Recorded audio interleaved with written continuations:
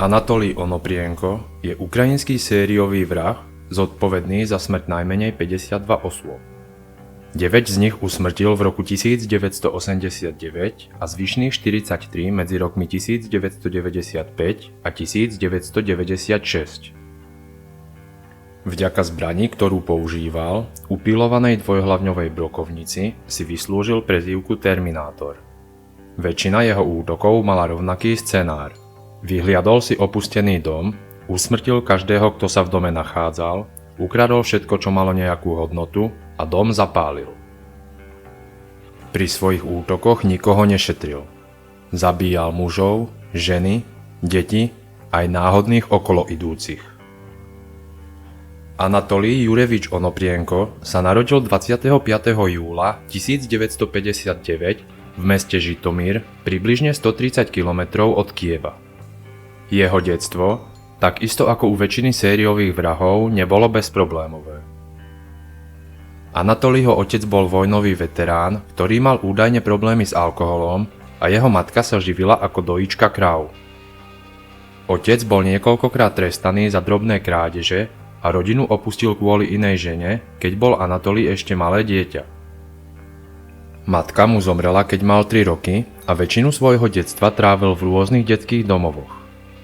Onoprienko neskôr uviedol, že svoj pobyt v detskom domove bral ako veľkú nespravodlivosť, keďže jeho staršieho brata si ich otec zobral do opatere spolu s nevlastnými súrodencami. Anatolij ho vraj nechali na pospas osudu, lebo by ho pri už tak početnej rodine nedokázali uživiť. V detských domovoch Sovietskeho zväzu to deti nemali vôbec jednoduché. Onoprienko neskôr uvádzal, že prísnosť denného režimu v domovoch sa príliš nelíšila od režimu vo väzniciach. Deti tam trpeli hladom, takže mladý Anatolij často utekal naspäť do svojej rodnej dediny k svojej babičke. V detskom domove tento budúci sériový vrah šikanoval slabších jedincov a jedného dokonca pobodal. Taktiež kradol a často sa dopúšťal podpalačstva v blízkych lesoch. Po dokončení základného vzdelania sa zapísal na lesnícku školu, z ktorej ho však kvôli slabým výsledkom a jeho drzej povahe vyhodili. Nasledovala povinná vojenská služba, po ktorej ukončení sa prihlásil na námornícku školu. V dospelosti sa Anatolij pokúšal udobriť so svojím otcom, ktorého začal navštevovať. Onedlho však začali mať spory o peniaze a ich vzťah bol navždy ukončený. Onoprienko nasledujúce roky cestoval po svete, kde sa živil ako námorník až do roku 1986, kedy sa usadil spolu so svojou manželkou a dieťaťom. V tej dobe sa zamestnal ako hasič. Jeho hlavnou záľubou sa stalo poľovníctvo. K prvej dokázanej vražde prišlo v roku 1989, keď mal Anatolij Onoprienko 30 rokov. V júni tohto roka zastrelil na odpočívadle pár prespávajúci v aute. Muž bol zastrelený v spánku, žena v blízkom lesíku. Neskôr mal tento vrah vypovedať, že pár zastrelil len tak. Nemalo to vraj žiaden dôvod, nerobilo mu to radosť, ani z toho nič nemal. Len cítil potrebu to urobiť. Telá po vražde pohodil v lese a prikryl vetvami. Auto prepravil na iné miesto, kde ho zapálil. Ďalšia vražda sa odohrala približne o mesiac, 16. júla 1989 a bola veľmi podobná tej prvej. Opäť sa jednalo o pár prespávajúci na odpočívadle. V tomto prípade zapálil telá v ich aute priamo na mieste činu. Ak vás zaujímajú aj ďalšie príbehy z kriminálneho prostredia, ktoré napísal sám život, budem vďačný, ak kliknete na tlačidlo odoberať. Svoju prvú aj druhú dvojnásobnú vraždu spáchal v spolupáchateľstve so Sergejom Rogozinom, vojenským veteránom z války v Afganistáne, s ktorým sa zoznámil v posilovni. Rogozina mal Onoprienko presvedčiť k páchaniu lúpeží a kriminálnej kariére. Tomu sa však nepáčilo, že Onoprienko zbytočne zabíja ľudí a dostali sa kvôli tomu do konfliktu. Anatolij sa mu mal vyhrážať, že ak sa o tom zmieni polícii, zabije jeho manželku a dcéru. Všetky ostatné vraždy už Onoprienko spáchal sám, bez svedkov. Ešte v to leto, konkrétne 16. augusta, spáchal ďalšiu viacnásobnú vraždu. Podľa výpovedí v tú noc nemal v pláne vraždiť, len vykradnúť auto. Keď však zistil, že v aute spí 5 ľudí, všetkých zastrelil, vrátane 11-ročného chlapca. 2 hodiny potom sedel v aute a premýšľal, čo spraví s mŕtvolami. Auto aj s mŕtvou posádkou nakoniec zapálil. Na podzim roku 1989 Onoprienko náhle opustil svoju rodinu. Pravdepodobne mal strach, že po ňom pôjde polícia a na začiatku 90. rokov sa vydal na potulky Európou. Žil napríklad v Maďarsku, Juhoslávii, Grécku, Rakúsku či Nemecku, kde sa živil krádežami, majetkovou trestnou činnosťou alebo prácou na čierno. Polícia neskôr skúmala, či sa nedopúšťal vražd aj v týchto krajinách, ale na nič neprišli. V Nemecku vraj strávil nejaký čas vo väzení a údajne aj v psychiatrickej liečebni. Definitívne sa na Ukrajinu vrátil na jar roku 1994. Onedlho na to bol poslaný na 4 mesiace do psychiatrickej liečebne, kde mu diagnostikovali schizofréniu. Po prepustení z liečebne býval u svojho brata v Žitomírskej oblasti. Jeho obživou sa stali už klasicky krádeže. V roku 1995 sa naplno rozbehlo jeho vražedné besnenie. 5. októbra 1995 zabil 2 mužov vo veku 37 a 39 rokov. O 3 týždne usmrtil ďalšieho muža. K týmto vraždám Onoprienko nevedel uviesť viac informácií ani dôvod, prečo ich spáchal. Na Vianoce roku 1995 spáchal svoj prvý prepad domu, kde vyvraždil celú rodinu. Vnikol do domu, zastrelil 4-člennú rodinu, muža, ženu a ich 2 deti. Ukradol im peniaze, šperky a oblečenie a dom podpálil. V tomto prípade vrah usmrtil len 3-mesačné dieťa. Vraj dieťa zabil preto, aby nemuselo žiť v detských domovoch ako on. O 6 dní, teda 30. decembra 1995, zaútočil znova. Tento raz vo Lvovskej oblasti na západe Ukrajiny, blízko poľských hraníc. Tu zastrelil manželský pár a ženine sestry. Dom po svojom odchode opäť zapálil. V tomto prípade pri úteku z miesta činu zastrelil aj náhodného okoloidúceho, ktorého stretol na ulici. 5. januára 1996, teda o 6 dní, zastrelil 2 obchodníkov, ktorí sedeli v aute odparkovaní na okraji cesty. Ešte v tú noc zastrelil v nedalekom mestečku policajta a ďalšieho muža. Vražedná séria Anatolího Onoprienka bola v plnom prúde a už na ďalší deň vraždil znova. Postavil sa k svojmu autu nedaleko diaľnice a snažil sa stopovať autá s dojmom, že potrebuje pomoc. Keď mu niekto zastavil, Onoprienku posádku zastrelil. Takto v jeden deň zastrelil na 3 rôznych miestach hneď niekoľko ľudí. 17. januára sa vrátil do Lvovskej oblasti, kde vyčínal už pred Silvestrom a tu si vyhliadol ďalší dom, ktorý sa rozhodol prepadnúť. Pri tomto prepadnutí zabil 5-člennú rodinu a 2 náhodných svedkov.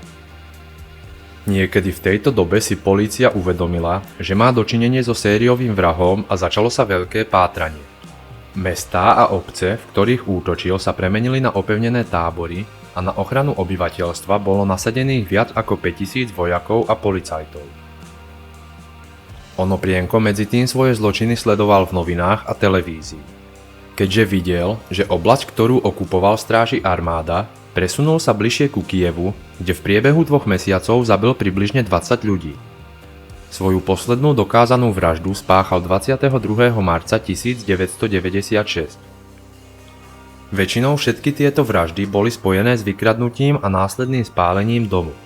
Obete boli vo väčšine prípadov veľmi ťažko identifikovateľné, keďže im Onoprienko strieľal brokovnicou z bezprostrednej blízkosti do hlavy. Polícia si napriek rozsiahlym akciám nevedela rady a okrem jedného svedka, ktorý im poskytol opis páchateľa, nemali žiadne vodítko. V súvislosti s vraždami bolo zadržaných niekoľko podozrivých, ale vždy sa ukázalo, že sa nejedná o páchateľa.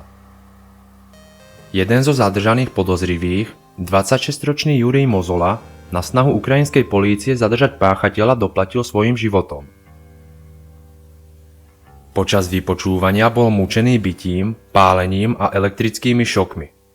Po 3 dňoch vypočúvania spojeného s mučením to jeho telo nevydržalo a zomrel. Za jeho smrť bolo neskôr odsúdených 6 ukrajinských policajtov. Koncom marca 1996 sa Onoprienko pohádal so svojím bratom, u ktorého býval, a ten ho z bytu vyhodil. Dôvodom hádky bolo, že Anatolího brat Piotr v byte objavil skrýž, v ktorej Anatolí skrýval zbrane. Anatolí sa pri odchode bratovi vyhrážal, že sa jemu a jeho rodine čoskoro pomstí, čo by asi aj vykonal, ak by ho brat Piotr 7. apríla 1996 nenahlásil na polícii. Potom, čo Piotr polícii uviedol, že sa k nemu brat presťahoval z oblasti, kde došlo k niekoľkým brutálnym útokom a v byte skrýval množstvo zbraní, polícia spozornila. Ešte v ten deň zostavili 20-členný tím, ktorý sa Onoprienka vydal zadržať. V jeho byte následne našli zbrane použité pri vraždách, ale aj 122 rôznych predmetov odsúdených z domov obetí. Onoprienko sa ešte počas policajnej razie snažil vytiahnuť zbraň a zaútočiť, bol však spacifikovaný a prevezený na výsluch. Pri vypočúvaní najprv všetko popieral a vyhlásil, že sa bude rozprávať jedine s niekým, kto má hodnosť generála. K výsluchu sa teda dostavil generál Bogdan Romanuk a Onoprienko sa priznal k 52 vraždám. Onoprienko vypovedal, že ho k vraždám nabádali rôzne hlasy. Jedenkrát to bol Satan, inokedy mimozemšťania alebo temné sily. Obhajoba poukazovala na fakt, že už v roku 1994 bol hospitalizovaný na psychiatrii, kde mu diagnostikovali schizofréniu.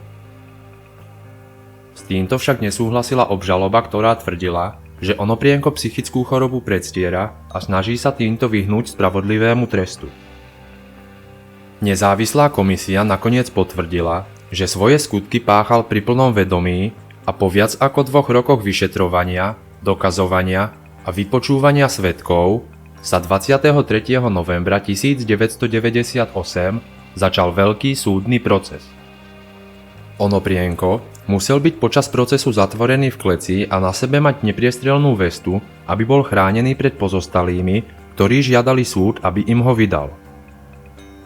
Počas procesu na Onoprienka pluli a nadávali. Niekoľko svedkov sa nakoniec do súdnej siene nedostavilo z obavy, že Onoprienko utečie a pomstí sa im. Cez to všetko bol dňa 3. marca 1999 odsúdený na trest smrti zastrelením. Celá súdna sieň tlieskala, len Anatolí Onoprienko sa postavil a sudcovi ukázal prostredník. Politické zmeny na Ukrajine však tomuto vrahovi zahrali do karát a svojmu trestu sa vyhol, keďže Ukrajina sa stala členom Európskej rady a trest smrti bol zakázaný. Verejnosť bola pobúrená a žiadala, aby bol trest vykonaný. Pod tlakom obyvateľov Ukrajiny žiadal vtedajší prezident Leonid Kučma o udelenie výnimky pre tento špecifický prípad. Jeho žiadosť však bola zamietnutá a Onoprienkov trest bol definitívne zmenený na doživotie. Podľa zdrojov z prostredia väznice bol Onoprienko do konca svojho života zavretý na samostatnej cele, choval sa normálne a neboli s ním väčšie problémy. Veľa čítal a pracovať vo väznici odmietol. Okrem novinárov a právnikov ho za 17 rokov nikto nenavštívil. Pre francúzsku tiskovú agentúru uviedol: Na svete neexistuje lepší zabijak ako ja. Každý, kto sa so mnou chce porovnávať, to môže skúsiť. Necítim žiadnu lútosť, nemám výčitky svedomia a urobil by som to znova, ak by som mohol. Muži, ženy, starci či deti, všetci sú rovnakí. Nikdy som neľutoval tých, ktorých som zabil. Žiadna láska, žiadna nenávisť, len ľahostajnosť. Anatolí Onoprienko, ukrajinský sériový vrah s najväčším počtom obetí, zomrel 27. augusta 2013 vo veku 54 rokov na infarkt počas odpykávania si doživotného trestu.